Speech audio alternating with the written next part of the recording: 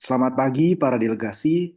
Kita berkumpul hari ini untuk membahas permintaan Uni Eropa untuk konsultasi dengan Indonesia berdasarkan kesepakatan penyelesaian sengketa WTO. Masalah ini berkaitan dengan pembatasan ekspor nikel Indonesia yang menurut Uni Eropa melanggar kewajiban WTO.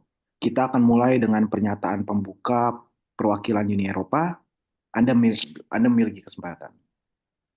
Ya, terima kasih Ketua. Jadi, Uni Eropa ini telah lama menjadi pendukung perdagangan bebas dan juga adil. Keputusan Indonesia untuk memperlakukan pembatasan ekspor biji nikel ini merupakan pelanggaran langsung terhadap pasal 11.1 GATT yang melanggar pembatasan kuantitatif pada ekspor. Tindakan ini telah sangat mengganggu rantai pasokan nikel global, bahan baku penting bagi industri Uni Eropa, khususnya yang memproduksi baja tahan karat dan juga baterai kendaraan listrik. Pembatasan ini tidak hanya bersifat teknis ataupun administratif. Pembatasan ini merupakan tindakan proteksionis yang disengaja dan dirancang untuk menguntungkan industri pemrosesan domestik Indonesia dengan mengorbankan pelaku global, termasuk perusahaan Uni Eropa. Ini melanggar dan juga merusak prinsip-prinsip WTO. Uni Eropa ini telah meminta klarifikasi dan juga penyelesaian melalui jalur diplomatik. Tetapi kekhawatiran kami tidak dianggapi dengan pembenaran yang cukup dan tidak ada tindakan. Oleh karena itu, kami secara resmi meminta konsultasi di bawah kerangka kerja WTO untuk menyelesaikan masalah ini. Terima kasih perwakilan Uni Eropa. Untuk Indonesia, bagaimana Anda menanggapi tuduhan ini? Terima kasih Ketua. Dengan segala hormat kepada Uni Eropa, Indonesia dengan tegas menolak tuduhan pelanggaran aturan WTO. Pembatasan ekspor kami terhadap biji nikel sepenuhnya memenuhi pasal 20 GATT, khususnya paragraf B dan G yang memberikan pengecualian untuk tindakan yang diperlukan untuk melindungi kehidupan manusia, hewan, atau tumbuhan dan untuk melestarikan sumber daya alam yang dapat habis. Nikel adalah sumber daya yang terbatas penting untuk pembangunan keberlanjutan di Indonesia. Kebijakan kami bertujuan untuk mengelola penipisan secara bertanggung jawab sambil mendorong produksi bernilai tambah di dalam pembatasan kami. Kami berkomitmen untuk menciptakan masa depan yang berkelanjutan tidak hanya untuk Indonesia tetapi untuk masyarakat global. Sungguh ironis bahwa Uni Eropa, penduduk vokal perlindungan lingkungan, sekarang menentang kebijakan yang berupaya untuk mempromosikan penggunaan sumber daya yang berkelanjutan. Selain itu bukan hanya untuk proteksionisme, ini ini tentang memastikan bahwa negara-negara yang berkembang seperti Indonesia memiliki hak untuk mengendalikan dan mendapatkan manfaat dari sumber daya alam mereka. WTO harus menghormati prinsip-prinsip ini. Terima kasih Indonesia. Baik untuk perwakilan Uni Eropa, apakah Anda ingin membantah? Ada ketua. Terima kasih. Benar ketua. Meskipun kami menghormati hak Indonesia untuk mengelola sumber daya alamnya, ini tidak dapat dilakukan dengan mengorbankan komitmen perdagangan internasional. Pengecualian pasal 20 bukanlah jalan bebas untuk memaksakan tindakan sewenang-wenangnya. Uni Eropa menegaskan bahwa pembatasan Indonesia tidak perlu atau proporsional. Lebih jauh lagi, manfaat lingkungan yang diklaim kurang transparan dan kurang bukti pendukung. Kami menduga motif sebenarnya di balik tindakan ini adalah untuk menciptakan monopoli batas buatan atau pemurnian dan pemrosesan nikel yang menguntungkan industri dalam negeri dengan mengorbankan mitra dagang internasional. Ini bukanlah pembangunan berkelanjutan. Ini adalah nasionalisme ekonomi. Indonesia harus memberikan bukti yang terperinci dan kredibel jika ingin menerapkan pasal 20. Sejauh ini kami belum melihatnya. Ketua, tuduhan tak berdasar ini hanya menyoroti kepentingan pribadi Uni Eropa dalam mengamankan bahan baku murah. Indonesia memiliki hak untuk menjalankan kebijakan yang memungkinkan kita melakukan industrialisasi dan mengangkat ekonomi kita. Kami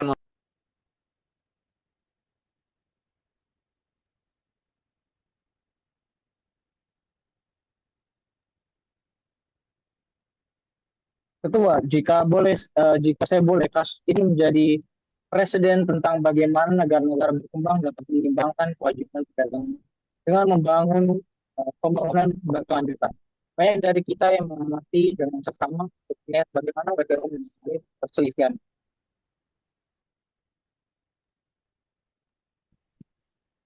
Baik, terima kasih atas komentar Anda semua.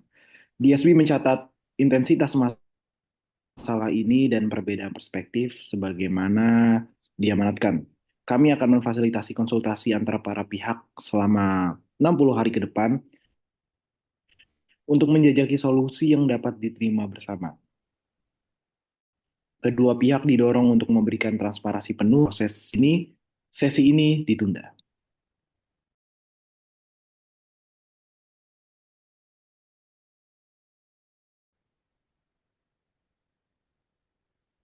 Hari ini kita bersidang untuk membahas permintaan pembentukan panel berdasarkan prosedur penyelesaian sengketa WTO.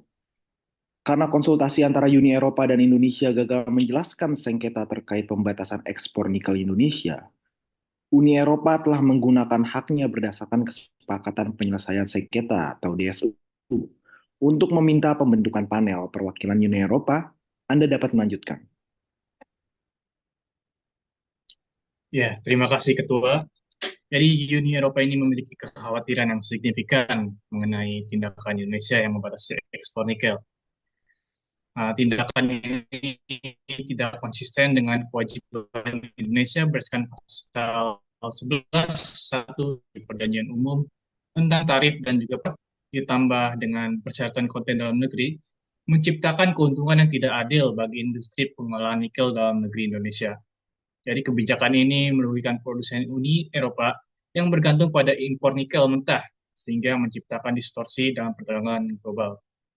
Konsultasi kami dengan Indonesia belum menyelesaikan juga masalah ini, dan oleh karena itu kami meminta DSB untuk membentuk panel guna memeriksa masalah ini lebih lanjut. Terima kasih Uni Eropa. Perwakilan Indonesia, apakah Anda ingin menanggapi sebelum kami melanjutkan pembentukan panel? Terima kasih Ketua. Indonesia sangat tidak setuju dengan karakterisasi kebijakan kami oleh Uni Eropa. Langkah-langkah ekspor kami dirancang untuk melestarikan sumber daya alam yang terbatas dan untuk memastikan pembangunan berkelanjutan bagi generasi mendatang sebagaimana hak kedaulatan kami. Kami menggunakan pasal 20 GATT, khususnya pengecualian di bawah subparagraf G yang memperbolehkan langkah-langkah yang berkaitan dengan konservasi sumber daya alam yang dapat habis jika langkah-langkah tersebut diberlakukan bersamaan dengan pembatasan produksi atau konsumsi dalam negeri. Indonesia telah menerapkan kebijakan domestik paralel untuk menekankan penipisan sumber daya dan mendorong pembangunan industri. Kami yakin kebijakan ini sejalan dengan isi dan semangat aturan WTO. Namun kami mengakui pentingnya menyelesaikan masalah ini di bawah kerangka kerja WTO dan menyetujui Baik, perlu dicatat perwakilan Indonesia berdasarkan pasal 6 DSU. DSB sekarang akan membentuk panel untuk memeriksa klaim yang diajukan oleh Uni Eropa dan pembelaan yang diberikan oleh Indonesia. Anggota WTO diundang untuk mengusulkan panelis dengan keahlian dan imparsialitas yang sesuai. Untuk memfasilitasi transparansi dan inklusivitas, saya mengundang kedua belah pihak untuk berbagi preferensi mereka untuk komposisi panel. Ketua, Sekretariat WTO siap membantu dalam pemilihan panelis dan memastikan kepatuhan terhadap jadwal prosedural. Panel akan terdiri dari 3 anggota yang dipilih dari daftar ahli hukum perdagangan independen WTO. Kami menyarankan kedua belah pihak untuk menyetujui panelis dalam 20 hari ke depan. Jika ada kesepakatan bersama, Direktur Jenderal WTO akan menunjuk panelis setelah berkonsultasi dengan kedua belah pihak untuk memastikan imparsialitas. Izin Ketua, Uni Eropa yakin dengan kapasitas WTO untuk memberikan tinjauan yang imparsialitas dan menyeluruh atas masalah ini. Kami siap bekerja sama dalam pemilihan panelis. Izin Ketua, Indonesia juga menyambut baik proses ini dan akan bekerja sama dengan Uni Eropa untuk menentukan panelis. Kami menekankan akan pentingnya menunjuk individu yang memiliki keahlian dalam hukum perdagangan internasional dan pembangunan berkelanjutan. Terima kasih. Setelah panelis ditunjuk, mereka akan memulai pemeriksaan sengketa. Dimulai dengan pengajuan tertulis dari kedua belah pihak. Panel juga akan memiliki keleluasaan untuk meminta masukan dari para ahli terkait jika diperlukan. Anggota WTO yang tidak terlibat langsung dalam sengketa tetapi memiliki kepentingan substansial dapat bergabung sebagai pihak ketiga untuk menyampaikan perspektif mereka. Sekretariat WTO, mohon jelaskan jadwal proses panel untuk memastikan kejelasan bagi semua pihak yang terlibat. Berikut.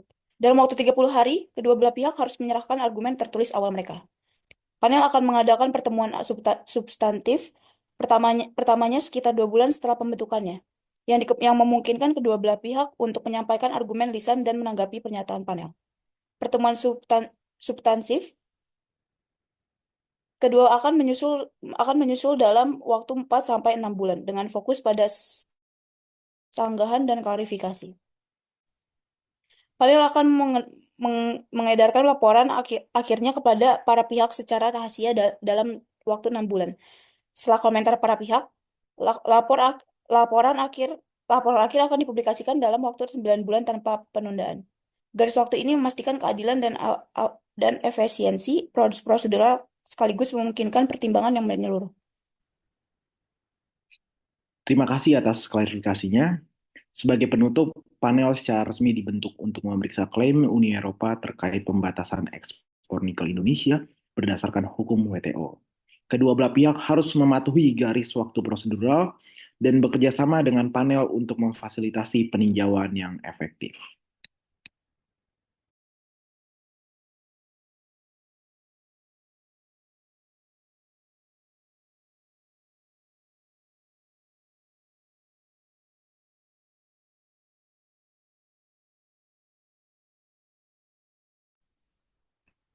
Baik, selamat pagi. Hari ini panel WTO akan mengkaji sengketa antara Uni Eropa dan Indonesia terkait pembatasan ekspor nikel Indonesia.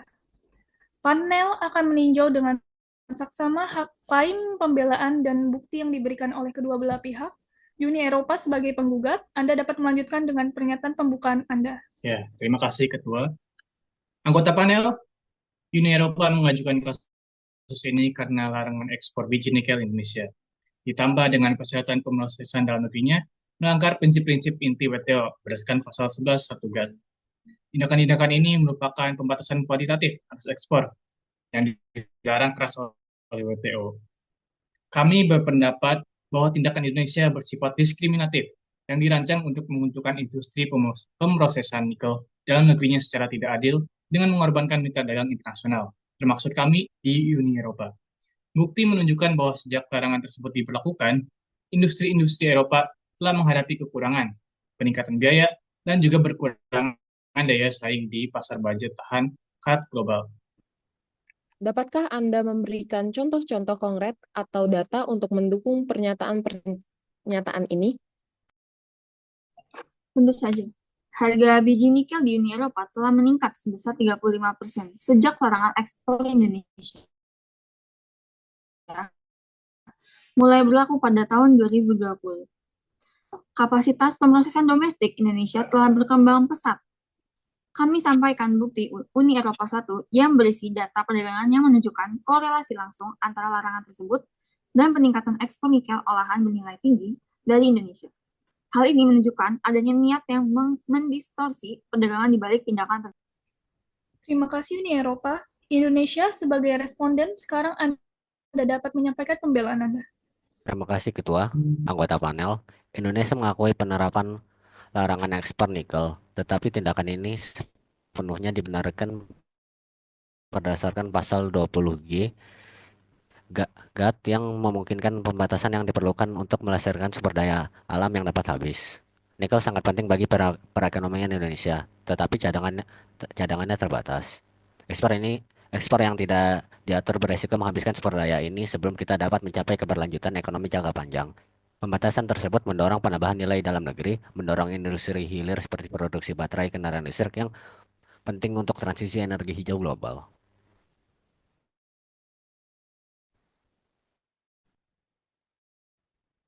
Oh, Indonesia, dapatkah Anda memberikan bukti untuk mendukung argumen konservasi Anda? Secara khusus, bagaimana larangan ekspor ini secara langsung berkontribusi pada pelestarian? Izin Ketua, tentu saja kami sampaikan bukti dua yang menunjukkan bahwa sejak pembalasan ekspor nikel yang belum diproses telah menurun hingga 90%. Sementara investasi dalam fasilitas peleburan telah melonjak hingga 300%. Fasilitas-fasilitas ini menggunakan teknologi canggih untuk meminimalkan limbah dan memaksimalkan efisiensi sumber daya. Dengan membatasi ekspor mentah, kami memastikan bahwa nikel digunakan secara strategis dan berkelanjutan. Izin Ketua, bolehkah saya menjawab? Klaim Indonesia tentang konservasi hanyalah kedok. Maksud sebenarnya mereka terlihat jelas dalam bukti Uni Eropa II yang menguraikan kebijakan pemerintah yang secara aktif mempromosikan industrialisasi dalam negeri, bukan konversi lingkungan. Ini adalah nasionalisme ekonomi yang disamakan sebagai Uni Eropa, silakan tunggu giliran Anda. Indonesia, apakah Anda punya argumen tandingan untuk pernyataan ini? Uni Eropa salah menafsirkan kebijakan kami. Meskipun kami memang bertujuan untuk mengembangkan industri dalam negeri, tujuan ini sejalan dengan pengelolaan sumber daya yang berkelanjutan. Tujuan-tujuan ini tidak saling eksklusif, tetapi saling melengkapi. Lebih jauh pasal 20 GATT tidak menghalangi manfaat ekonomi jika tujuan utamanya adalah konservasi. Indonesia, untuk menerapkan pasal 20 GATT, tindakan Anda harus memenuhi persyaratan CAPTE, memastikan bahwa tindakan tersebut tidak merupakan sarana diskriminasi yang sewenang-wenang atau tidak dapat dibenarkan.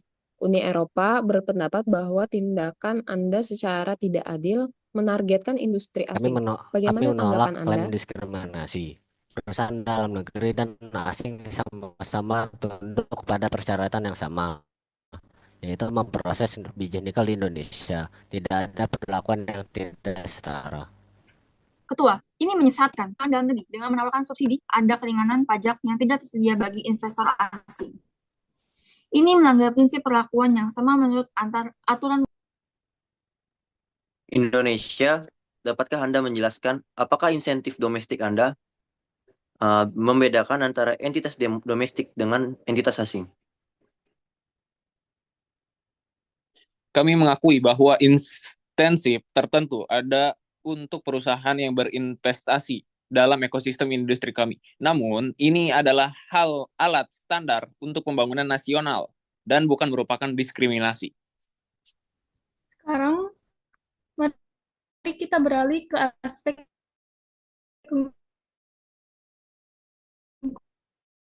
lingkungan. Indonesia, apakah Anda mendapatkan manfaat lingkungan yang nyata? Ya Ketua, bukti IN3 mencakup penilaian dampak lingkungan yang menunjukkan berkurangnya emisi karbon dari aktivitas penambangan yang tidak diatur dan berkurangnya cadangan nikel secara perlahan. Hasil ini memvalidasi tujuan konservasi kami. Ya, izin Ketua, penilaian ini tidak memiliki verifikasi independen. Selain itu, bukti ini menunjukkan bahwa aktivitas penambangan telah bergeser daripada menurun, karena Indonesia telah memprioritaskan pemrosesan nikel daripada ekspor mentah. Terima kasih kedua belah pihak atas presentasi Anda yang menyeluruh. Uni Eropa sebagai penggugat, apakah Anda memiliki pernyataan akhir? Ada Ketua, terima kasih. Tindakan Indonesia tidak hanya merugikan rantai pasokan nikel global, tetapi juga merusak kepercayaan pada sistem perdagangan multilateral. Kami meminta panel untuk menegakkan aturan WTO dan merekomendasikan penarikan segala tindakan ini. Indonesia, adakah pernyataan penutup Anda? Izin ada Indonesia mendesak panel untuk mengakui keseimbangan antara aturan perdagangan dan tujuan pembangunan berkelanjutan. Kami percaya bahwa langkah-langkah kami sah dan penting bagi kepentingan nasional kami dan ekonomi hijau global. Panelis sekarang akan berunding. Isu-isu ini adalah apakah langkah-langkah Indonesia melanggar pasal 11.1 GATT dan jika demikian, apakah langkah-langkah tersebut memenuhi syarat untuk Meskipun Indonesia mengemukakan poin-poin yang valid tentang keberlanjutan, bukti-bukti yang ada menunjukkan bahwa tujuan utamanya adalah kebijakan industri, bukan konservasi. Izin Ketua, saya setuju langkah-langkah tersebut tampaknya tidak memenuhi persyaratan Sharpeau pasal 20 karena mengakibatkan diskriminasi yang tidak dapat dibenarkan. Mari kita lanjutkan dengan menyusun laporan kita berdasarkan temuan-temuan ini.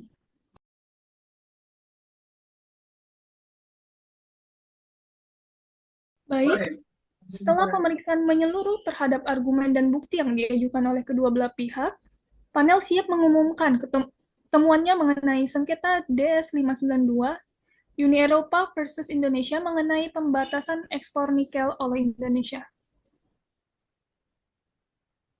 Pertama, panel telah menetapkan bahwa tindakan Indonesia merupakan pembatasan kuantitatif terhadap ekspor dalam arti pasal 11 1 GAT 1994. Pembatasan ini mencakup larangan ekspor langsung dan persyaratan prosesan dalam negeri yang sangat membatasi ekspor biji nikel ke Sebentar. pasar luar negeri. Bolehkah saya minta klarifikasi? Apakah temuan ini secara definitif menetapkan bahwa kebijakan Indonesia Ya, panel telah menemukan bahwa pembatasan ini tidak sesuai dengan pasal 11.1 yang secara tegas melarang anggota memberlakukan larangan atau pembatasan ekspor kecuali dalam kasus yang diizinkan berdasarkan ketentuan lain GATT. Dengan segala hormat kepada panel, tindakan kami termasuk dalam pengecualian yang diuraikan pasal 20G. Kami telah memberikan bukti terperinci bahwa kebijakan ekspor kami merupakan bagian dari upaya yang sah untuk melestarikan sumber daya alam yang terbatas dan mendorong pembangunan berkelanjutan. Meskipun kami mengakui argumen Indonesia berdasarkan pasal 20 bagian G, kami menemukan bahwa tindakan tersebut tidak memenuhi persyaratan pada bab pasal 20. Secara khusus, penerapan tindakan ini ditemukan bersifat diskriminatif. Pembatasan tersebut tampaknya menguntungkan industri dalam negeri, memberi mereka keuntungan yang kompetitif, serta tidak adil atas entitas asing, termasuk yang ada di Uni Eropa. Diskriminatif. Ini adalah salah penafsiran atas niat kami. Kebijakan kami bertujuan untuk mengembangkan industri hilir dan memastikan keberlanjutan ekonomi jangka panjang. Argumen Uni Eropa merupakan upaya untuk menekankan hak kami atas pertumbuhan ekonomi dan industrialisasi. Indonesia, kami memahami alasan Anda, namun bukti menunjukkan bahwa kebijakan tersebut secara tidak proporsional menguntungkan produsen dalam negeri sementara mengecualikan produsen Uni Eropa dari akses yang sama terhadap biji nikel. Penerapan selektif ini merusak prinsip non-diskriminasi yang diabadikan dalam kerangka WTO. Temuan panel mengkonfirmasi apa yang telah kami perdebatkan sejak awal. Tindakan Indonesia merugikan produsen Uni Eropa dengan merampas masukan penting dari mereka. Kebijakan ini tidak hanya melanggar pasal 11.1, tetapi juga melanggar semangat perdagangan yang adil dan terbuka yang ingin dijunjung tinggi oleh WTO. Keputusan ini menjadi presiden yang berbahaya. Negara-negara berkembang seperti Indonesia seharusnya memiliki ruang kebijakan untuk mengelola sumber daya alam yang mereka dengan cara mendukung tujuan pembangunan nasional. Apakah kita akan terus-menerus dibatasi oleh aturan yang menguntungkan ekonomi industri? Peran panel bukanlah untuk mempertimbangkan tujuan pembangunan, tetapi untuk menilai kepatuhan terhadap aturan WTO. Kita harus mengikuti prinsip-prinsip yang disepakati oleh semua anggota. Tujuan pembangunan dapat dan harus dikejar dalam batasan aturan ini. Temuan panel mencerminkan keseimbangan yang cermat antara liberalisasi, perdagangan, dan pengecualian di bawah kerangka kerja WTO. Anggota didorong untuk menggunakan pengecualian secara bertanggung jawab, memastikan pengecualian tersebut memenuhi persyaratan Sharpeau untuk menghindari penyalahgunaan untuk diskriminasi yang tidak diinginkan. Baik, singkatnya panel menyimpulkan bahwa langkah-langkah Indonesia tidak konsisten dengan kewajibannya di WTO. Ketergantungan Indonesia pada pasal 20G tidak cukup membenarkan pembatasan tersebut. Karena itu, kami merekomendasikan agar Indonesia menyesuaikan langkah-langkahnya dengan kewajibannya berdasarkan GATT 1994. Demikian laporan kami.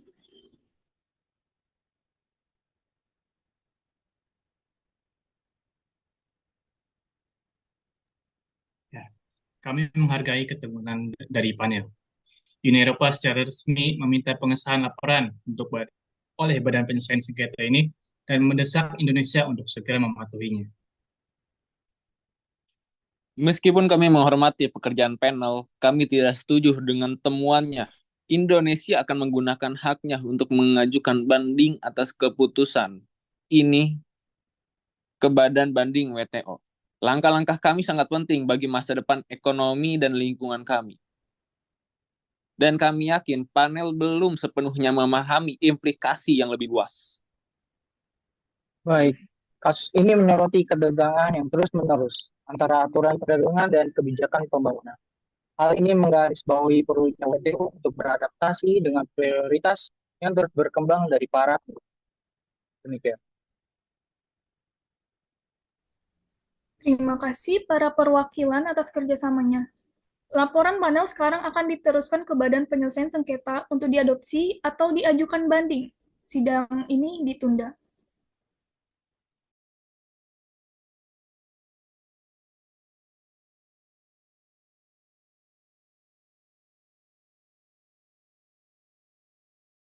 Sidang Badan Banding kali ini diadakan untuk menanggapi permohonan banding Indonesia dalam sengketa DS 592 mengenai pembatasan ekspor nikel.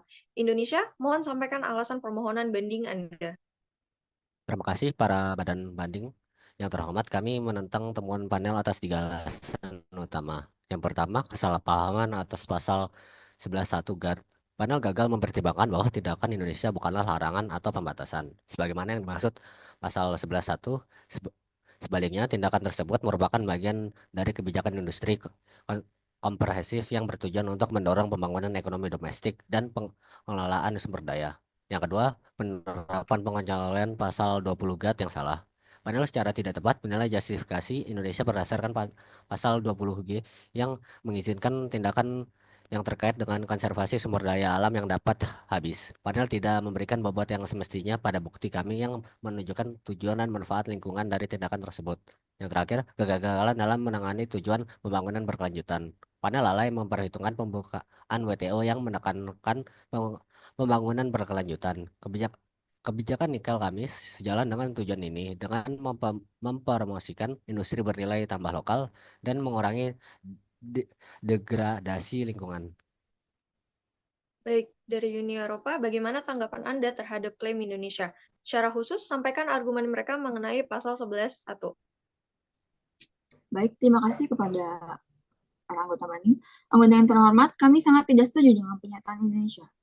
Yang pertama ada tentang pasal 11.1. Langkah-langkah Indonesia jelas merupakan pembatasan kuantitatif terhadap ekspor yang dilarang berdasarkan pasal 11.1. Larangan tersebut secara efektif menghilangkan kemampuan industri Uni Eropa untuk mengakses biji nikel, yang secara langsung merugikan sektor manufaktur kami. Yang kedua, tentang pasal 20.g. Panel dengan tepat menemukan bahwa langkah-langkah Indonesia tidak memenuhi persyaratan pasal 20.g. Meskipun Indonesia mengklaim langkah-langkah tersebut untuk konservasi, langkah-langkah tersebut jelas bersifat proteksionis yang dirancang untuk menguntungkan industri hilir domestik daripada untuk melestarikan sumber daya. Yang terakhir, tentang pembangunan berkelanjutan. Meskipun pembangunan berkelanjutan merupakan tujuan penting, hal itu tidak dapat mengesampingkan komitmen WTO tertentu. Pasal 20 menyediakan kerangka kerja untuk menyeimbangkan tujuan perdagangan dan non-perdagangan. Tetapi Indonesia gagal memenuhi persyaratan ketat dari bab pasal 20 yang mengamanatkan bahwa langkah-langkah tersebut tidak boleh merupakan diskriminasi yang sewenang-wenang atau tidak dapat dibenarkan. Terima kasih. Indonesia, dapatkah Anda menguraikan bagaimana langkah-langkah tersebut selaras dengan persyaratan pasal XXG, khususnya hubungan antara pembatasan dan konservasi? Tentu saja, pembatasan ekspor merupakan bagian yang lebih luas untuk melestarikan sumber daya alam yang terbatas. Indonesia memiliki bukti substansial yang menunjukkan.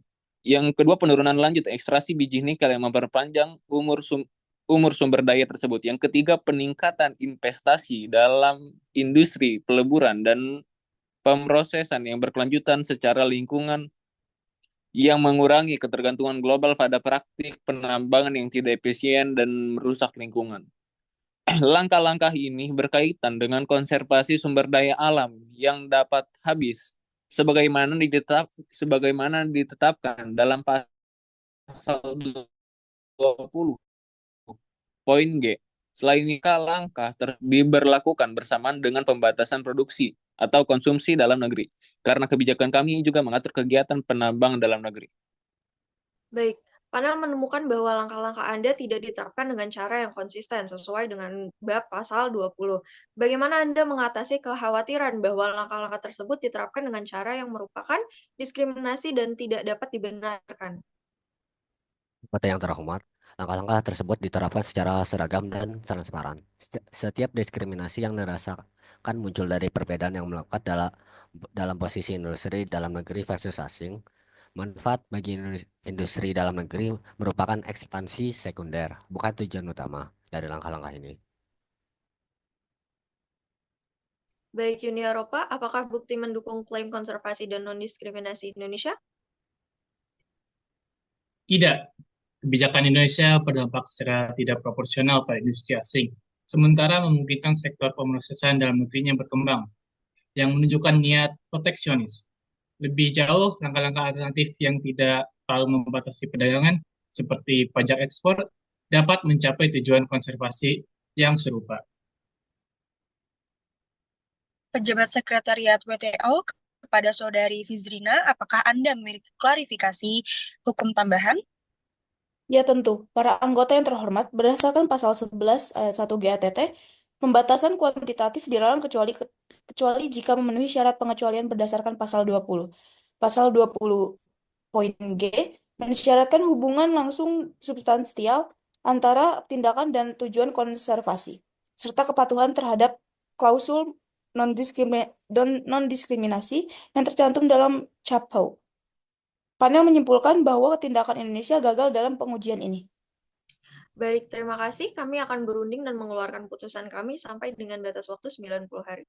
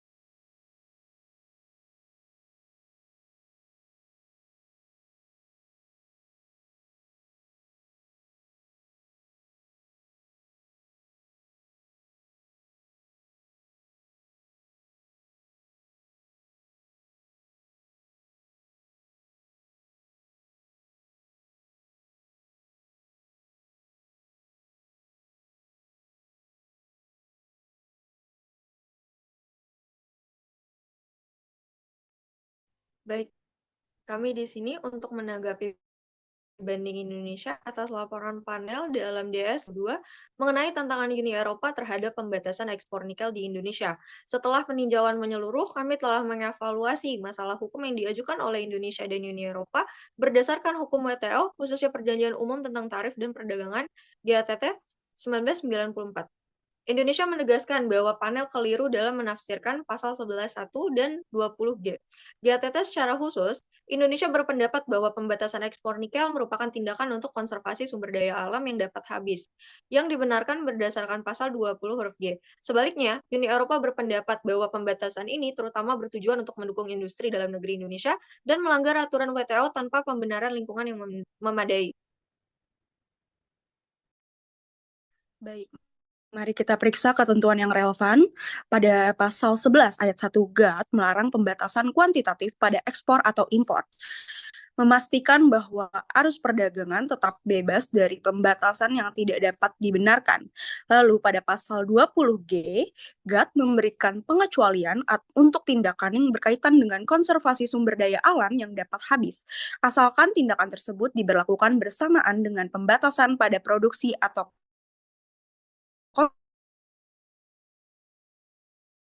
konsumsi dalam negeri. Pasal 11.1 dengan menciptakan kuota ekspor de facto, mengganggu rantai pasokan global dan khususnya merugikan akses Uni Eropa ke nikel untuk produksi industrinya. Panel selanjutnya memutuskan bahwa pembatasan ini tidak dibenarkan berdasarkan pasal 20G, karena Indonesia gagal menunjukkan hubungan yang cukup antara tindakan ekspor dan tujuan konservasinya. Indonesia mengklaim bahwa larangan ekspor nikelnya ditunjukkan untuk melestarikan sumber industri yang berkelanjutan. Namun, bukti yang diajukan oleh Uni Eropa menunjukkan bahwa tujuan utamanya adalah untuk mempromosikan industri pengelolaan nikel domestik Indonesia dengan memaksa pembeli asing untuk berinvestasi di fasilitas peleburan di Indonesia. Kami menjunjung tinggi interpretasi panel atas pasal 11 ayat 1 GATT yang menegaskan bahwa larangan ekspor Indonesia merupakan pembatasan kuantitatif, sementara pasal 20G GATT mengizinkan konservasi. Tindakan tersebut harus benar-benar bertujuan untuk melestarikan sumber daya, bukan sebagai proteksionisme terselubung. Panel benar dalam menyimpulkan bahwa tindakan Indonesia secara tidak proporsional menguntungkan industri dalam negeri, sehingga melemahkan argumen konservasi.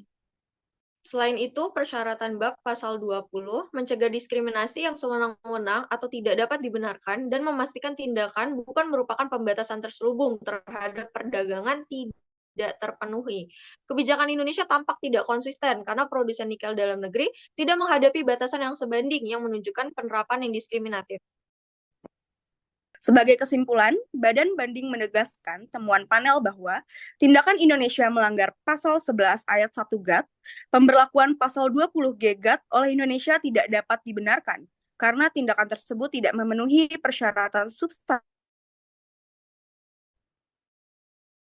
pengecualian atau ketentuan bab tersebut. Rekomendasikan agar tindakannya depannya dapat memberi hak kepada Uni Eropa untuk mencari tindakan balasan. Terima kasih. Kami menghargai analisis yang cermat dari para anggota Badan Banding. Keputusan ini menegaskan kembali prinsip-prinsip perdagangan yang adil dan juga terbuka, serta batasan penggunaan justifikasi lingkungan untuk menutupi kebijakan proteksionis. Meskipun kami menghormati putusan tersebut, kami kecewa Indonesia akan mengkaji berbagai opsi untuk mematuhinya, sambil menyeimbangkan komitmen perdagangan dan prioritas pembangunan nasional. Terima kasih. Kasus ini menyoroti tantangan dan menyelesaikan tujuan pembangunan berkelanjutan dengan aturan perdagangan global. Negara-negara harus memastikan bahwa langkah-langkah lingkungan selaras dengan kewajiban WTO untuk menghindari perselisihan. Baik, putusan ini bersifat final dan mengikat, konsisten dengan pemahaman penyelesaian sengketa WTO pada pasal 17. Keputusan kami menandai preseden penting dalam menangani persimpangan perdagangan, konservasi sumber daya, dan kebijakan industri. Terima kasih.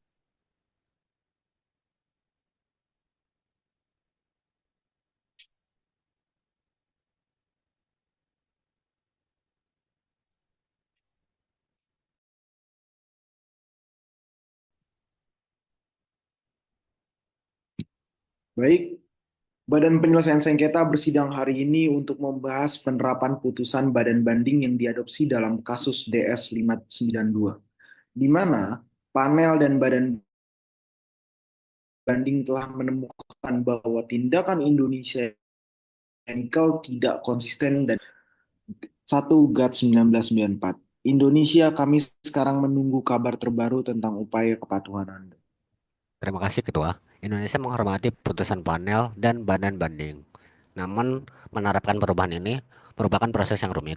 Pembatasan ekspor yang kami rancang untuk melestarikan sumber daya alam yang dapat habis dan mengembangkan industri hilir domestik kami sesuai dengan tujuan pembangunan nasional kami. Meskipun kami bermaksud untuk mematuhi, kami meminta jangka waktu yang wajar untuk penerapan, sebagaimana menurut pasal 21.3 dari pemahaman penyelesaian sengketa.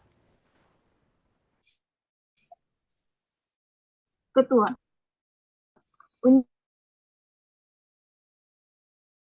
Eropa mengakui niat Indonesia untuk mematuhi larangan ikan bagi industri bergantung pada biji nikel. Kepatuhan harus segera atau paling tidak dalam jangka waktu sesingkat mungkin.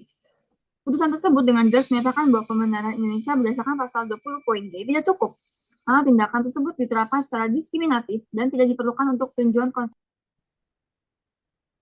Baik, Indonesia, menurut Anda berapa lama waktu yang dibutuhkan untuk mematuhi putusan tersebut?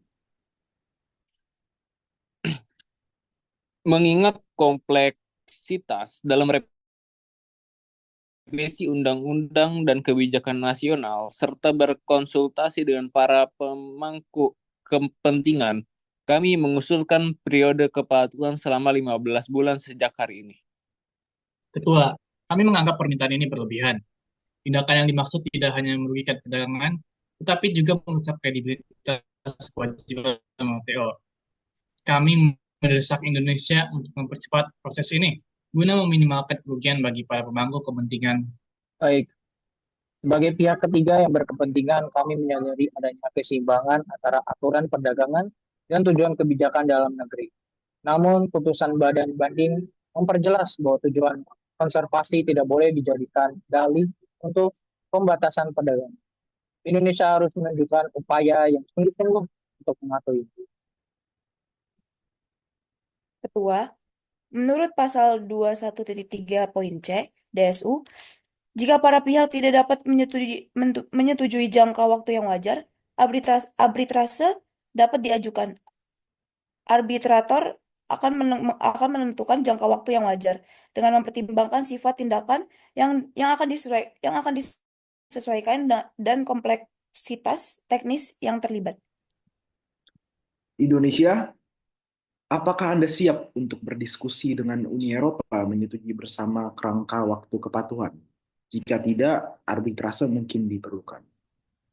Kami terbuka untuk berdiskusi secara bilateral dengan Uni Eropa guna menemukan solusi yang bersahabat. Namun kami menekankan perlunya pertimbangan praktis mengingat implikasi bagi industri dalam negeri dan tujuan pembangunan berkelanjutan.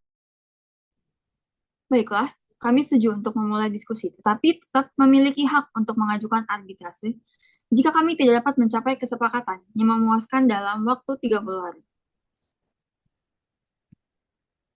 Baik, DSB menyetujui putusan badan banding Indonesia. Anda harus mematuhi langkah-langkah yang diambil dalam jangka waktu yang wajar. Sidang ini selesai. Terima kasih.